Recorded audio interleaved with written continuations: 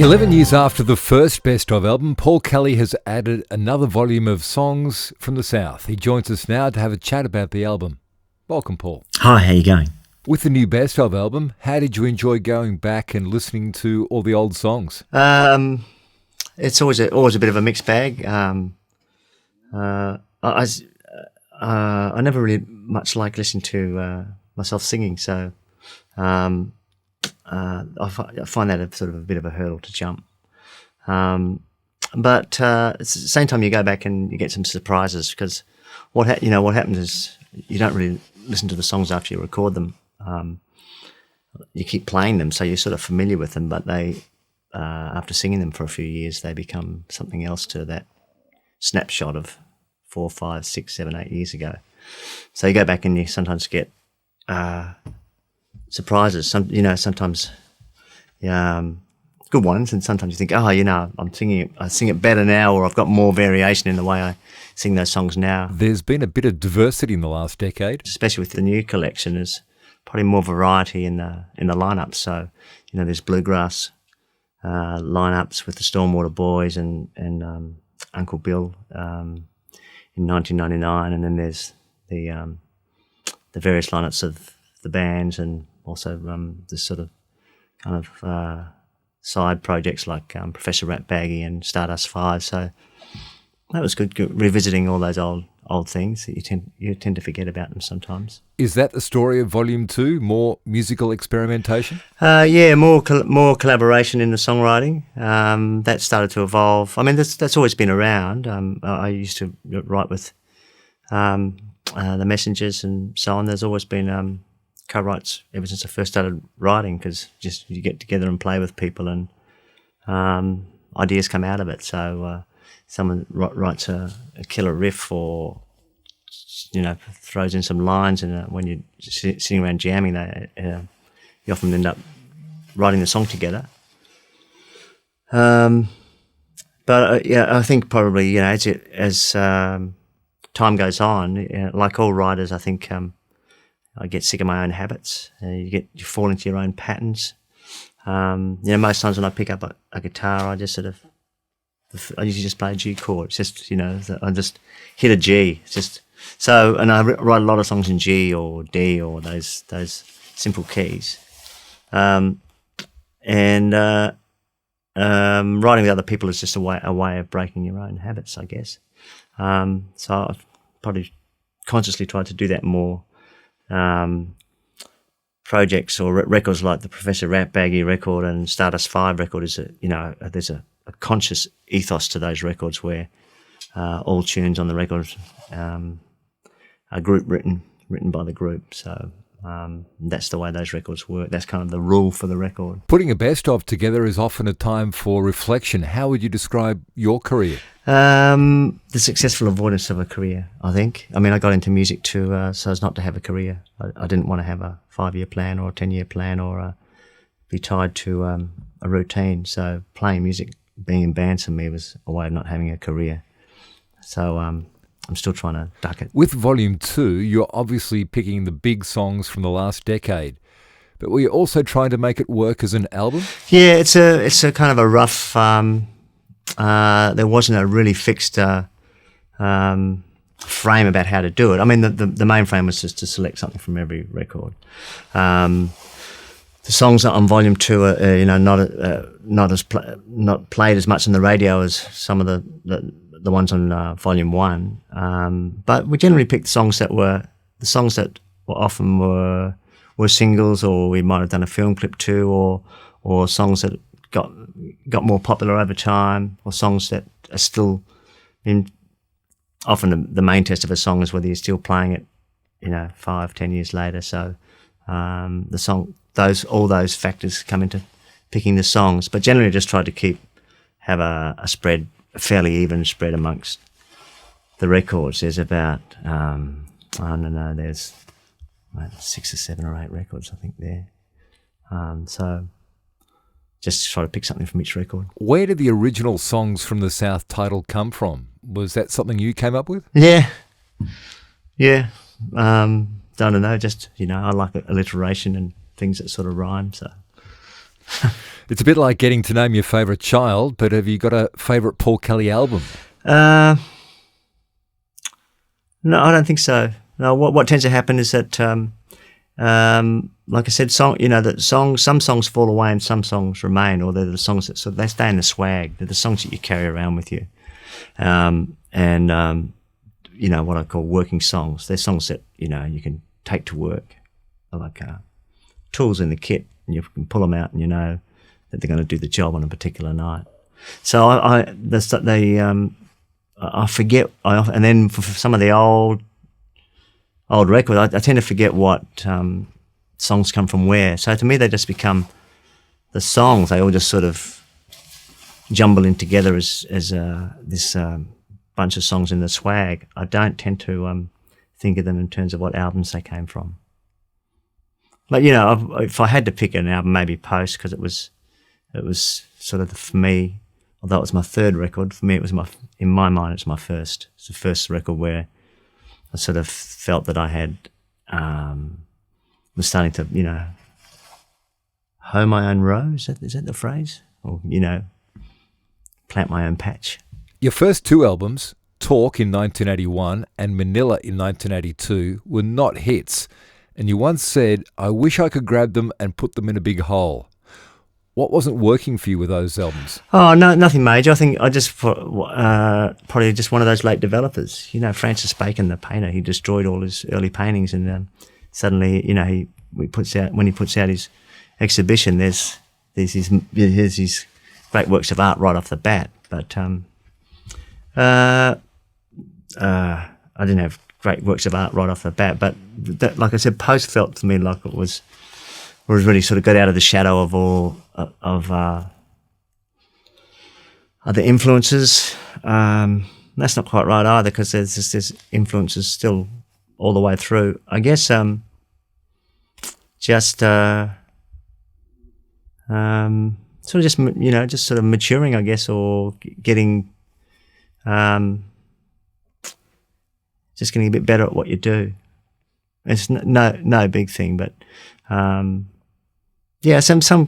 got people write great songs when they're 18 and 20. But I wasn't like that. It took me a while to sort of figure it out. You've called songwriting a scavenging art, a desperate act. What do you mean by that? Well, for me anyway, it's a bit from here and a bit from there. Yeah, it's a kind of fumbling around, never quite know what you're doing. You have a melody maybe and a scrap of words. You have a line from somewhere, and you just try to get them to fit. Sometimes bits join up that are quite disconnected, that have been something you wrote 5 years ago joins up with something you wrote the day before, and you're off and running with a song. I mean, like I've said, if I knew how to write a song, I'd write one every day. But you never quite, you can't sort of, you can't really, pull out the manual and follow steps A, B, and C and make a song. It just doesn't work like that. You have to kind of get a bit lucky. Let's take you all the way back to 1974 and your public singing debut. It was in Hobart, is that right? Yes, there's a folk club in Salamanca Place in Hobart. And I was living there at the time. I was still travelling around the place, and they had a night where you could go down. I think it was maybe Monday nights where you could go down and anyone could get up if you put your name down. And I sang "Girl from the North Country" and "Streets of Falls," which is an old traditional Australian song about Ben Hall. And how did you go? I can't remember. I know. I remember I had a lot to drink afterwards from relief. But so I don't remember how it went. I said I was incredibly nervous. Growing up in Adelaide, you loved Chuck Berry. Was he one of your first big songwriting influences? Maybe he got sort of got into Chuck Berry a bit later. I mean, it would have just, he probably, Chuck Berry is around so much, he's ubiquitous, I guess you can't avoid hearing him growing up. And I definitely remember the Beatles, but first writing songs, I think it was, for me, a lot of the big influences were Australian bands of the early 80s. It's probably because when I was first, trying to write songs, and they were making records at that time, and they were my peers, I guess. But bands like the Saints and the Go-Betweens and the Hoodoo Gurus, the Triffids, they sort of were a big influence on my writing pretty early on. Can you remember the first song you wrote? Yeah, I can. The very first song I wrote, which is probably a bit before that time, was in open tuning, and it had 4 lines about catching trains. But I did record. I have got a recording of that somewhere, and I remember that was really the first one I wrote. What was it called? Catching a Train. Catching the Train. I wrote a lot of songs about trains early on. Trains, fires, and I moved on to water. You've done a lot of moving around, as well as Adelaide and Melbourne. You've lived in Sydney, Perth, Darwin, Alice Springs and Hobart. How does location influence you as a songwriter? I don't know. I think it... a lot of my influences were from, 50s American music and British pop, and I don't know if I don't know if location is that important. It's really where your imagination goes. A lot of a number of my songs are set in particular places, but that's so maybe lyrically there's an effect, but I still don't think it's that important. My songs aren't really about the places I've lived. They're just about, usually men, women and children, and what they do. They could happen anywhere. A lecturer said you were writing about the heroism of everyday life. Is that something you set out to do? No, I'm just trying to get rhymes to words to fit rhymes, really, or words to fit music.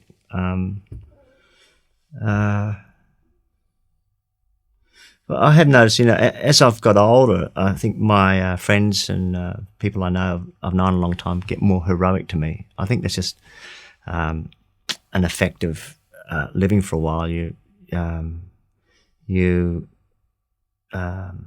The people you know get more interesting. Your family gets more interesting, and you become more admiring of them. I think just for making it through. Still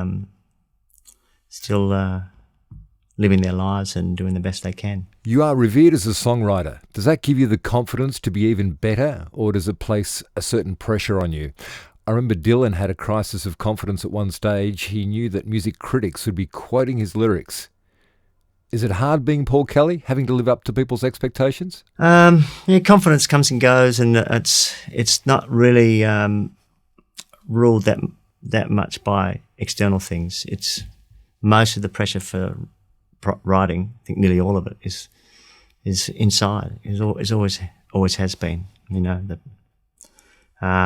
If I'm not writing, I feel useless. I feel like I'm not really functioning properly. So that's what makes me write. Just I don't even know why, but it's not that I think there's people out there waiting for a new record. I've made enough records. At some point, people don't need to hear, another one of my songs. It's like, Van Morrison was making great records in the 80s, and he just kept putting one great record out after another, and but nobody was noticing because he'd already made so many great records. It's at some point it gets, what's the point of another record? people want to go and find something new. Please Leave Your Light On, the final song on the Stolen Apples album, featured the line, "I've sure got some regrets." Do you have any career regrets? Oh, yeah, I mean, you just... You go back and listen to old records and think, I could have done that. You know, I'd like to have another crack at recording that. Mainly those kind of regrets. As far as, you know, being in show business goes, I don't have any regrets because it's something you enter without expectation because it's kind of out of your hands. There's this thing inside you that makes you write songs, and then after that you make them, and then you put them out there, and then sort of out of your hands after that. So I've always felt, you know, that's sort of out of my control anyway. So you can't regret something that you haven't acted on. But yeah, mainly just old recordings and. Or thinking you could have done a better job of it. You've certainly been critically acclaimed over the years. Have you had any bad reviews? Yeah, there's been bad reviews. I try to forget them. Try to forget the good reviews too. It's probably just good just to sort of read them and then forget about them. Your songs are now studied in high schools in Victoria. Does that mean a lot to you? Oh, you know, it was a thrill that doing that. I don't know if it means a lot, but I hope it's good for the students. I think, you know, I've enjoyed doing the shows since that's happened. I started doing some shows for the Year 12s here in Victoria, where we do some shows in the city and then issue invitations through the schools. They've been great fun, you know, because I play for about 45 minutes or so and then just do a question and answer. And that's always quite stimulating, you know. I do two shows in one day, and by the end of the day I'm just completely exhausted just because you got to be on your toes with all the questions. Well, Paul, a few questions from some of the songs from the best of, starting with the new song on Volume 2.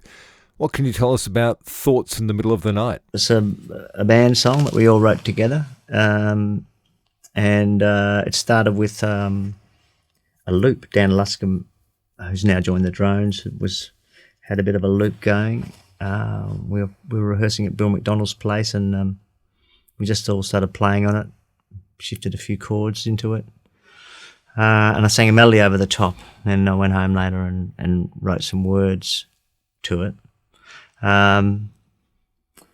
There's a poem by James Fenton, a British poet, called The Mistake, which is probably an influence on the lyrics of the song. Yeah, it's just it's a waking up in the middle of the night song for anyone who's ever woken up at 3 o'clock and not been able to go back to sleep. I think that's most of us. Do you then get up and write a song? I have periods. I have, the insomniac periods. But I sort of learnt to recognise them a bit better now. But I generally sleep okay. But then I might have these periods of a week or so where you wake up in the middle of the night, you can't go back to sleep. I sometimes get up and write a list. I don't really write a song.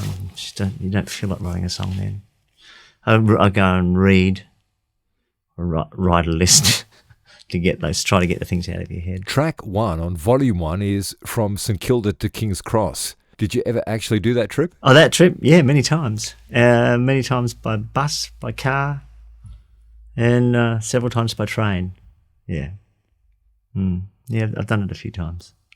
Yeah, stopped at the big Merino and all that. Leaps and Bounds is such a loved song. Do you ever look up at the Nilex clock when you drive past, and how often is it 11 degrees? Quite often. I always check it. Yeah, and I always get a little buzz when it's 11 degrees.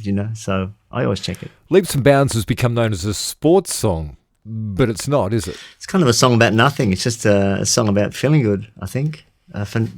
Feeling good for no particular reason. Just that some days you just feel like you're floating. So I don't really know, what sort of song it is, but it's somehow it's become. I always get asked to play it on footy shows or at big events. So it's become. It's not a song I play that often. I got sick of it, I didn't play it for a long, long time. I gave it a rest, and then it's come back in the last couple of years. Steve Connolly wrote the riff that starts it off, and I think that's a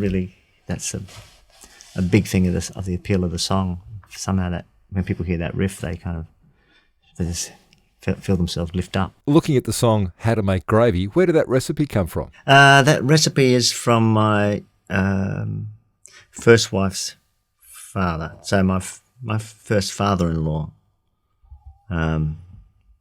So I used to make gravy, but the tomato sauce was his suggestion. Well, that's how he makes his gravy, and I tried it and quite fond of it. Volume 2 of the new Best Of is the first time that your song Shane Warne has been on a CD.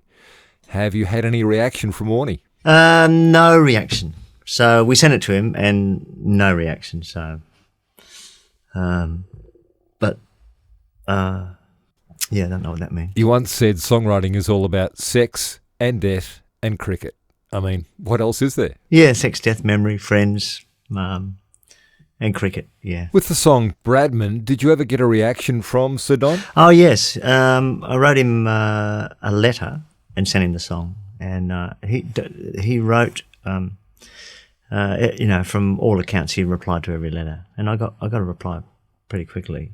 In the letter I wrote to him, I'd mentioned that he may remember my father because he knew my father in Adelaide. And he wrote back, and he did. You remember my dad well, and at the end of the letter, he said, not having access to the income of pop stars, I don't own a video player. I mean, this is 80, must have been 86 or something. So I'll go and look at the video at my daughter-in-law's place, and thank you. I was flattered by your attempt. So I got a letter from the Don. There were a number of biblical references on your last album, Stolen Apples, including the first single, God Told Me To. Has the Bible been a big influence on your songwriting? Yeah, the Bible's always been there. The King James Bible, sort of the foundation stone of the English language, I think, along with Shakespeare and his plays and poetry. And it's always sort of bubbling up in my songs one way or another. The Bible's got everything. It's got, Tarantino, and then it's Tarantino can't touch it. It's got violence and heroism and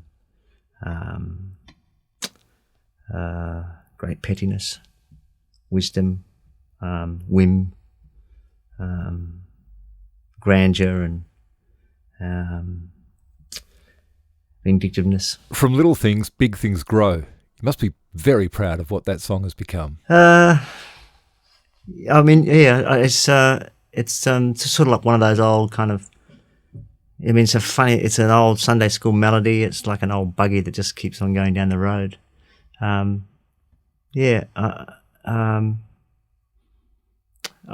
song comes in and out for me as well. Sometimes I get sick of singing it, and then other times I really like it.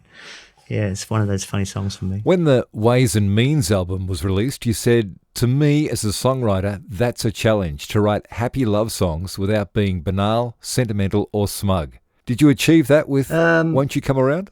Yeah, I can sing it okay, so it's an achievement if I can sing it and don't get sick of singing it. I mean, as far as, you have to ask people who listen to it whether I've achieved what I wanted to do. But it's an achievement in that it's up and running as a song. I can still sing it. That's achievement for me.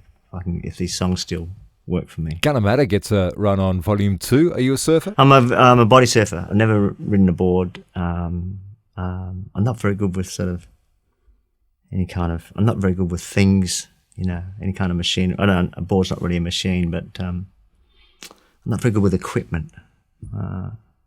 So, and again, I was traveling a lot from a pretty young age, and so I was always traveling a lot. I didn't have a car or something to carry aboard with, so